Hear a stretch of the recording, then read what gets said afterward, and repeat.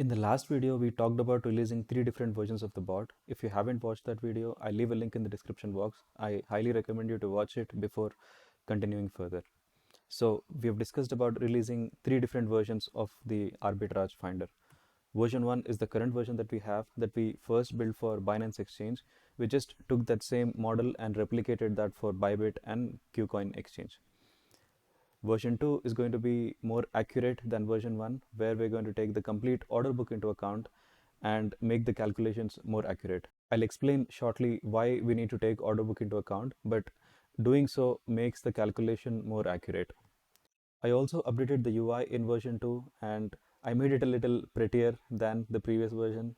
The previous version was okay, but I'm not really satisfied with the way it looks, so I decided why not just give it a new makeover. I'm sure you're gonna like it too. So these are the 2 major changes in the current version that I'm about to release today. It includes order book and it's gonna have a prettier UI. Version 3 is what most of you are looking for with a fully automated trading functionality. I'm going to release that in the coming weeks. Now let's look at why we need to take order book into account to make the calculations more accurate. Now, in order to do a triangular arbitrage, you need to do 3 trades in succession. And I'm assuming you're going to do a market orders for the fastest entry time. So all the calculations are done taking that into account. Now, what you see here is the order book of BTC, order book snapshot of BTC USDT, and you should already be familiar with this, right? You have all the asks on the top and all the bids on the bottom. Now, the bottommost price on the bid side, which is 23,593.06, that is the best ask price in the order book.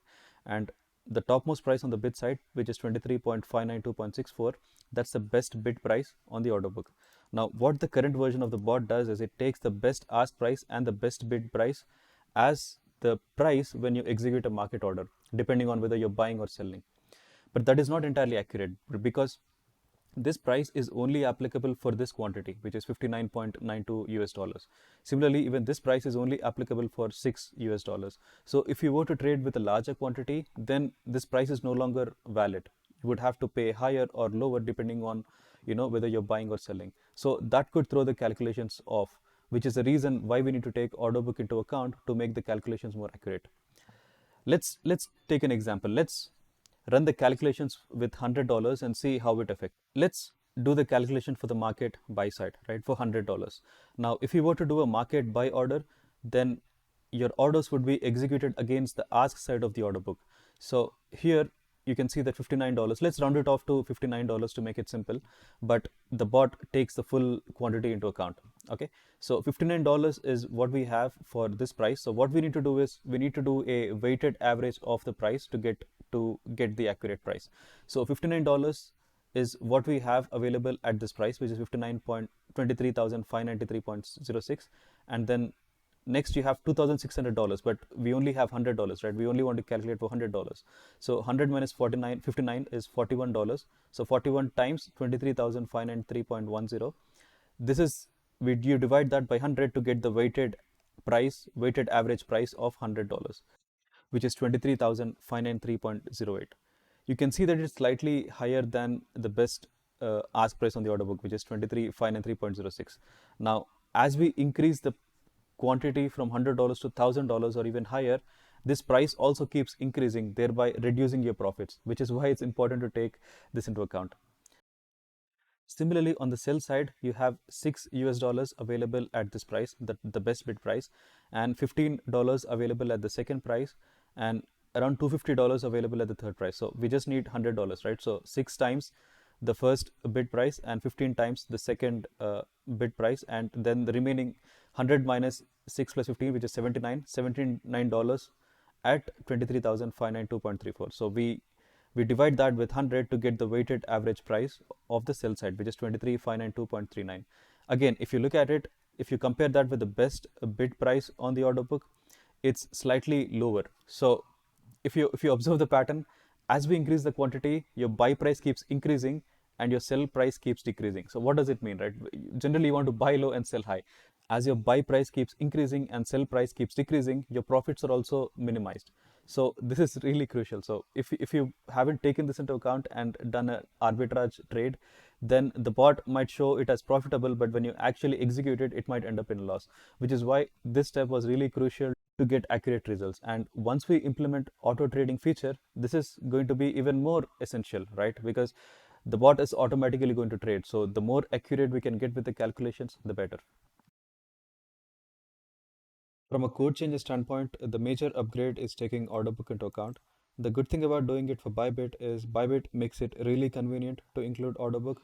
You just have to connect the WebSocket to this order book stream, and it sends you a snapshot of the current state of the order book every 100 milliseconds, which is really fast. And you can also specify the depth of the order book. And in this bot, I've used a depth of 40, which I think is good enough for most cases. But if you think it should be higher, if I have to go deeper into the order book, then let me know. I'll upgrade the bot. The second major upgrade is that I made the code more organized. Uh, the previous version was a little scattered, but now that I'm adding too many features, I want to keep it more organized. And I also upgraded the UI. I'll show you the UI when we get to the installation and running part. But yeah, these are the key upgrades that I did from a coding standpoint. Installing and running the bot is really simple. In fact, you don't have to install anything. Unlike how I explained in the last video where you have to install Node.js and run a bunch of commands to start the bot, you don't have to do any of that stuff. I've created executable files for different operating systems, Windows, Mac OS, and Linux, that you can directly double click to start running the bot. I did this upon popular demand. I received a lot of emails stating that it's very difficult for them to set up the bot. So I thought, how best can I simplify the process? And I found a library that allows you to create executable version of your Node app, which is what I use to simplify this whole process. Now let's run the bot and take a look at the new UI. Like I said, all you have to do is double click the file related to your operating system. I'm using Windows, so I just have to double click this file to start running the bot. And you just need to open this URL in the browser to access the tool. Let's copy this. So this is the new interface and I hope you like it. It requires a bit of configuration because like I said, we're going to use Orderbook into account, right? So you need to specify certain settings to run the bot for that specific setting. So let's take a look at it. The first one is the market. Market indicates what is the starting pair that you want to run the calculations on. So let's keep it USDT for now. We'll try for different markets later. And amount is the quantity of the market that you want to run it on. So if you specify 100, that means all the calculations are run for 100 US dollars. If I specify $20, that means all the calculations are done for 20 US dollars. So yeah, that's that. And then here we specify how many entries to show in the table. So I just put in 10, but if you want to see the top 20 or whatever, you just have to specify this. And once you specify the settings, you just need to click apply and reboot. That saves the settings and the page, the bot is working on it. So if you go back to the window, you see that the bot is identifying the paths and establishing all the connections to create the order book. And once you go back to the page, awesome. So this is how it looks like. Uh, it looks a lot better, I think. Let me know in the comment section how you feel about the new UI. And remember, I did a video last week, right, to explaining how to download these icons from the exchange. So I was doing it as a precursor for this video. So I wanted to include icons in this UI to make it look even prettier. So that is the reason I did that as an intermediate video before making this one. So the results are the same, but they're just presented in a prettier manner. The first one is the starting pair. And let me walk you through one row, right, to understand how this works. So the first one is the starting pair, the market that you were running on. And then first step that you have to do is convert your USDT to Ethereum by doing a buy operation. And for the quantity that you specified, this is the price at which you can buy, this much quantity. And then you convert your USDT to BTC, right? These values are changing, but let's just continue, okay? So first you would convert into BTC and then let me stop the bot, right? I think it's easier if I'll resume the bot once I finish explaining how this works because it's distracting when the values are changing. So let's start again. So first you convert USDT to USDC using a buy operation at this price, and this price depends on the quantity. and then you convert your USDC to BTC using a buy operation, and this is the price that you would get for this quantity. And then finally you convert your BTC back to USDT for this price by performing a sell operation. So this is very familiar, right? In a triangular arbitrage, the starting pair and ending pair would be the starting asset and ending asset would be the same, right? You start with USDT and you also end with USDT, and for this whole row, this is the profit identified uh, for this opportunity. Now, the P&L calculation does not take trading fees into account. The reason I did this is because I want to keep it agnostic.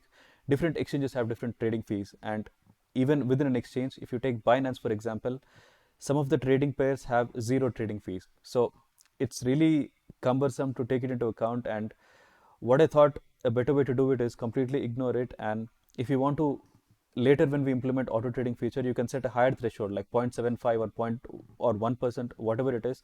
Keep a higher value that takes trading fees into account. That way you won't be affected by the trading fees. So yeah, the results are the same. The only difference is it takes order book into account, and I included the logos and formatted the table to make it look a little prettier. Let me resume the bot. So every time you close this window and open it, the bot starts from the beginning. So you just have to refresh. You just have to apply the settings again. Let's run it again, right? This time we'll run it for 100 US dollars and apply and reboot.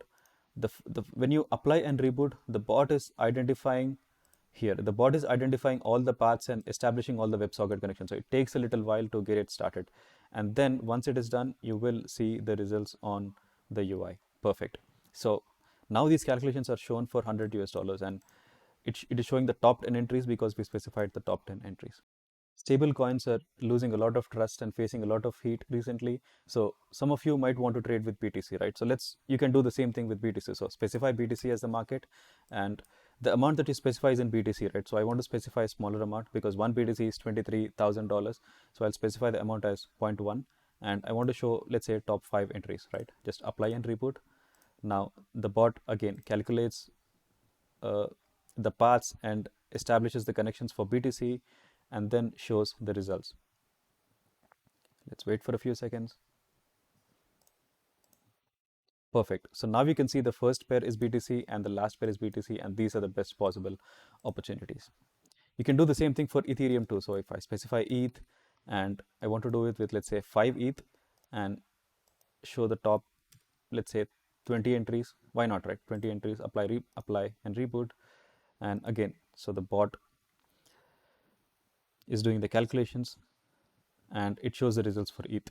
Now, if you have this window open and you refresh the page, the settings are still intact. Only when you close this window is when you have to, apply the settings again and restart the bot. So that's pretty much it for this video. The two major changes are we took order book into account and made the UI a little prettier. Now I'm going to release version 3 in the coming weeks. You'll have an option to specify your API keys and trade the opportunities that you find. I still haven't thought about what strategies to include. I'll keep it really simple in the first version, and depending on the feedback I get or ideas that I get from you guys, maybe we can expand the functionality later.